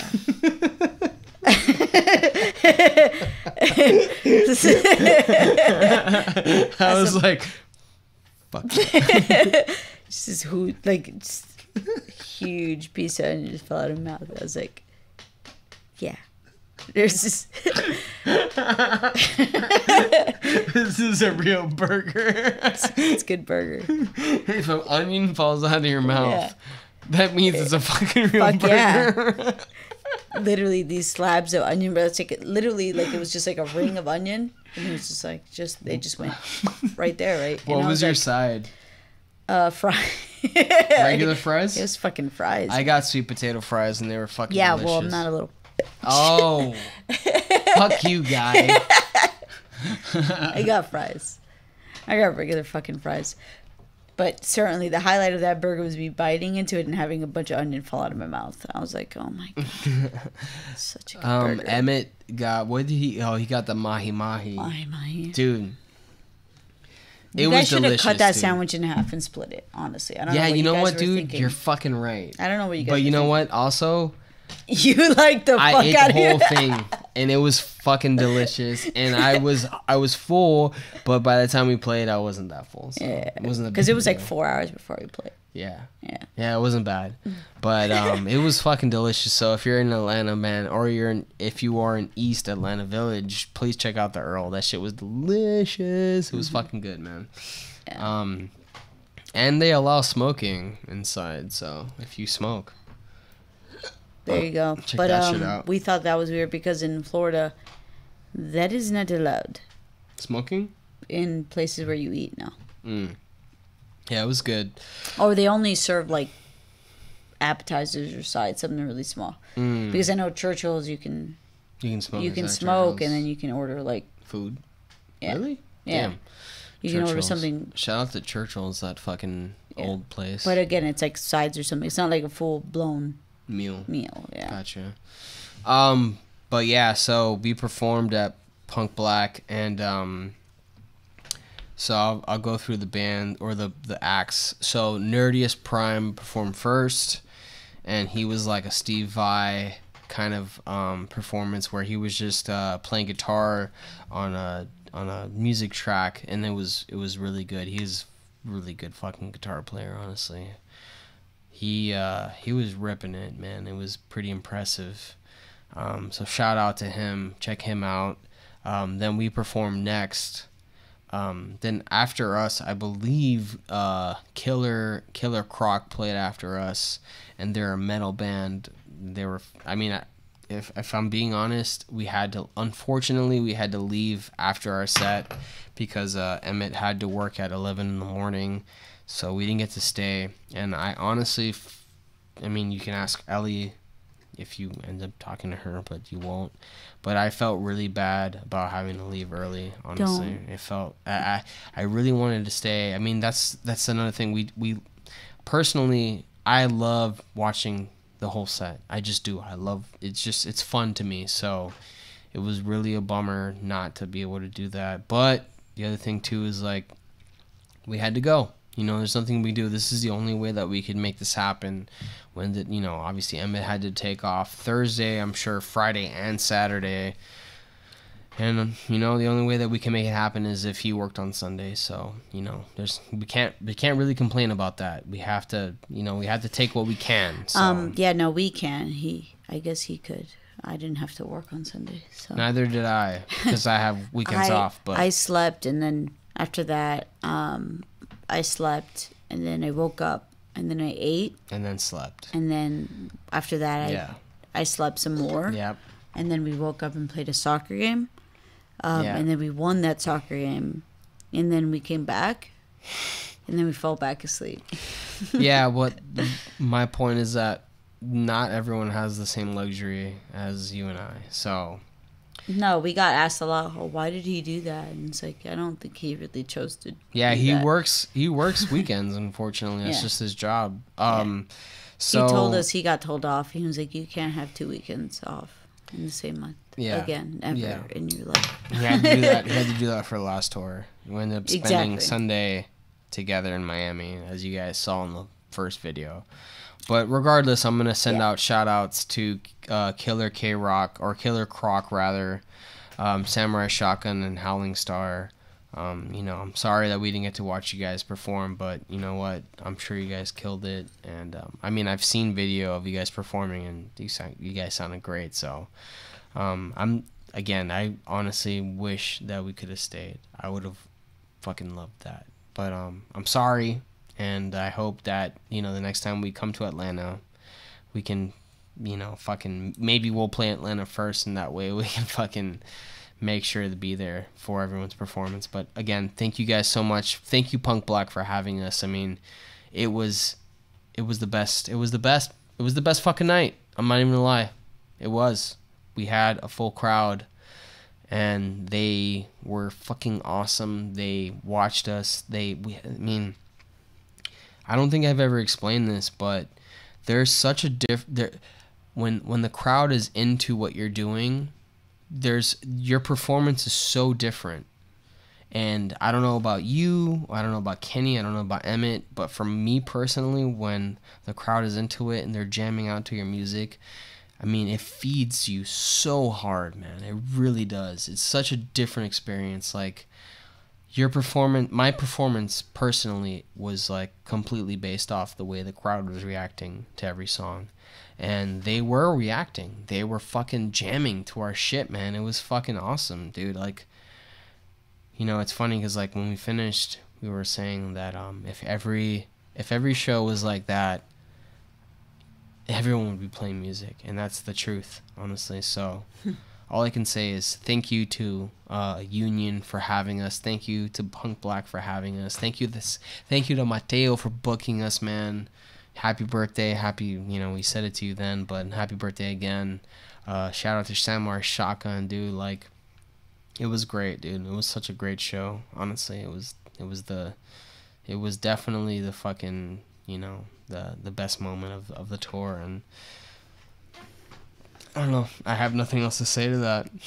And then that guy was throwing up in the back of the stage. Oh yeah, more throw up stories. Yeah. There are pictures. Yeah, go to Samurai Shotgun's Instagram. I'm sure they have it on there. I'm pretty sure they posted it on there. So I walk away. I'm like at the bar or something like that, and I walk back, and then, of course the pictures started where all of the band was like around this one guy, and he was really messed up, and they were all just posted up around him, like just making fun of him. It was great. I literally just walk up to him, and he's just like passed out, and it's just everyone is just like. I just walked into that. Mateo's making fun of him. But it's good stuff. But yeah, Atlanta was dope. I want to play there again. Honestly, I mean, if that's the way and that's the way it's been explained to me, is that people actually care about music out there. So if that's the case, then yeah, obviously I want to play there more, because I mean, we were definitely and Mateo said this to us as well. He said we were the cleanest band out there. And I mean, if you think about it, it's not like we're not like super clean, right? We have distortion, all that stuff.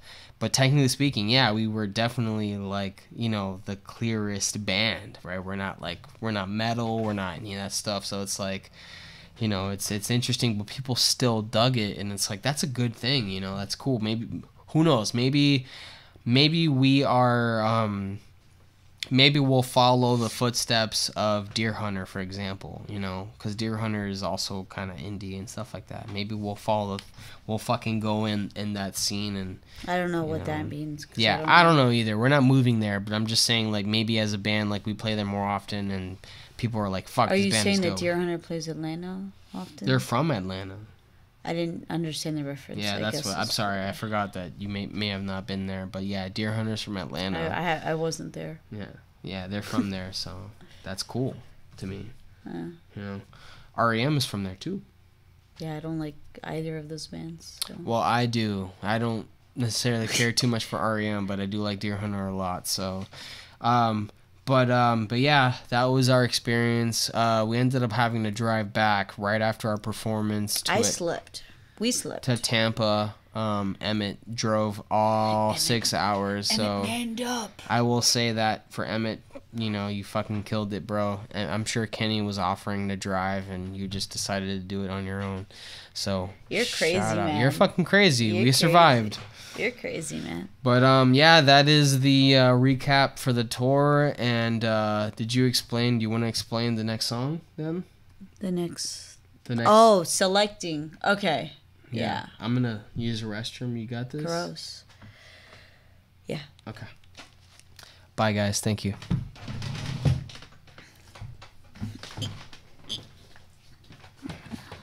Give room to this tank of a man.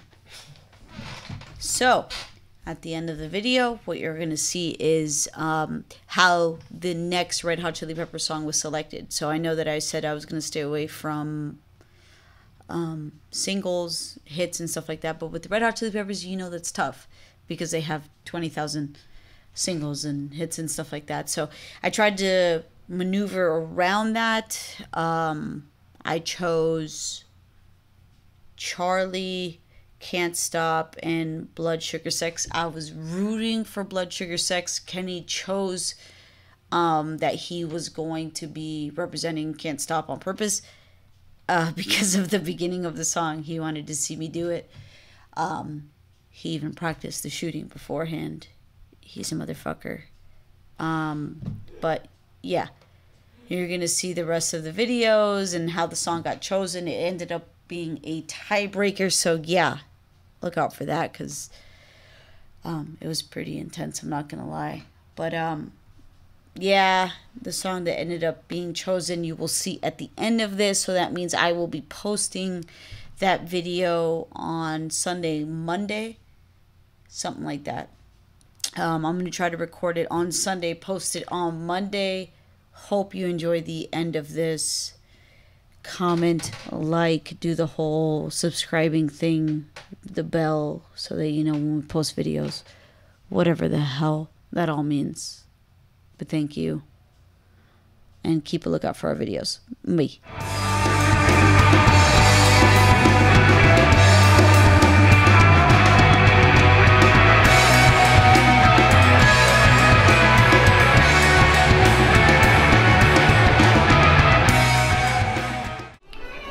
So this is how we're selecting the song for this week. First up is Daniel. It was decided by a brutal match of rock, paper, scissors, which he won on the first move. Bum, bum, bum. He is representing the song Charlie by the Red Hot Chili Peppers. So the idea is 4 shots and knock down as many cans as possible. Oh, wait, that's right, 6 shots. So he gets to empty that revolver. All right, ready? Go. Oh. Heyo.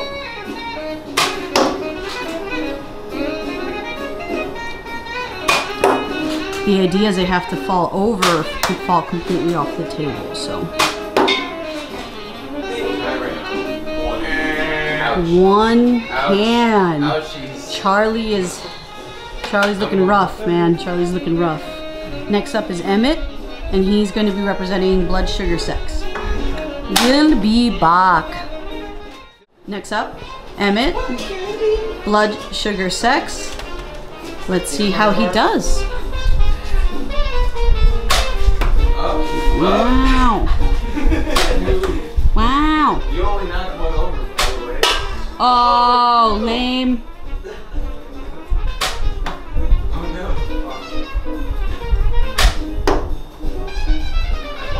One more shot. Wow, so Daniel is winning right now. What song is that again? Charlie. Kenny's next. He's gonna do the same thing for Can't Stop. Shots. Next is Kenny. 6 shots. 6 shots. He's doing this for the song Can't Stop. Ready. Let's see how he does. Go, go, go, go. Oh, almost. Whoa.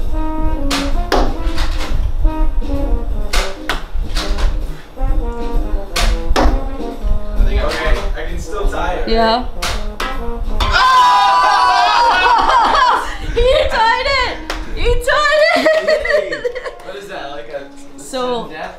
that means that you guys will have to do it again, I guess. Yeah, just take one shot at a time, whoever. Okay. Maybe that'll take too long though. No, because you can both stand there with your guns. Yeah, that's true. Okay, let's do it like Cool. that. I like that. Alright, one shot at a time. I guess I go first. Yeah. Alright, sudden death. Each of them is going to take a turn. He just shot himself in the face. I'm going to have to slow-mo that so that everyone can see it. They're going to take a shot each to see who can knock down the cans first. They both tied with one can. He just did that on camera. Holy crap. Holy shit. Why did he pull the trigger? Who knows? Let's see. Ready? Go. All right, so now it's. Oh. Now it's Daniel. Good. No, do it. Wow, spinning on me. Here. Just, yeah. I got it. Okay. Now it is Kenneth. Oh! Can't stop. That's the song.